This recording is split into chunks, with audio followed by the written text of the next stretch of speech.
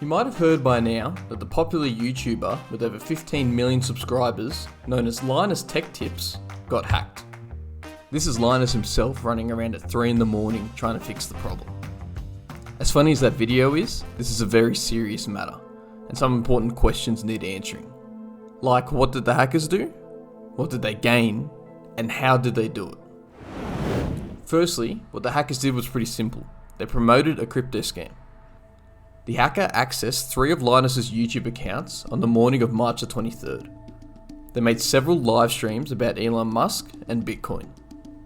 They changed the account name to Tesla and started deleting all videos from his accounts, removing his life work in front of him. The live streams themselves were not scams, but they linked to scam websites. These scam websites claim to double your Bitcoin, with fake proof of transactions actually happening. Hackers gained potentially millions of eyes on the crypto scams they were promoting. Linus was not the first victim of this type of YouTube scam. The British Army had its accounts hacked last year, and their social media sites were turned into an advertising platform for cryptocurrency. I've covered that in a previous video. If you're interested, click the video on screen. But how did Linus's channels actually get hacked? Well, Linus himself revealed that it wasn't someone that targeted their passwords directly to get into his account, but instead, they went after their whole browser profile, which made it even more difficult to combat.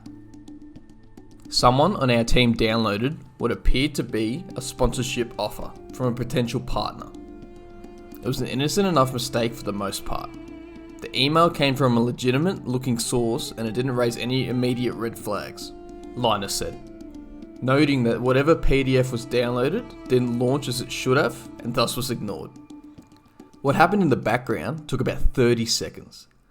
The malware accessed all user data from both of their installed browsers, Chrome and Edge, including everything from locally saved passwords, cookies, and browser preferences, giving them effectively an exact copy of those browsers on the target machine that they could export, including, that's right, session tokens from every login website. Linus then notes that the hack could have been easily avoided if the team had better processes in place, and that it took longer than it should have to fix because of how roles are dished out for his channels. The bottom line is, our disaster response processes need to be improved, because I realised at 3 whatever in the morning that I didn't know how to reset the passwords and the access controls across the 3 channels.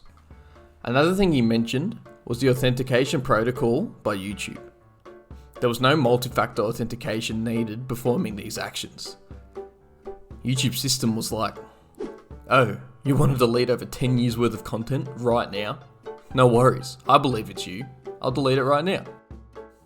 Jokes aside, I believe multi-factor authentication needs to be required when making major changes like this one. But what are some changes that you think need to happen with YouTube's authentication system? Let me know in the comments. And if you would like to watch Linus's video on the attack, there will be a link in the description. And thank you for watching. Feel free to subscribe, and if interested, click the video on screen to watch another one.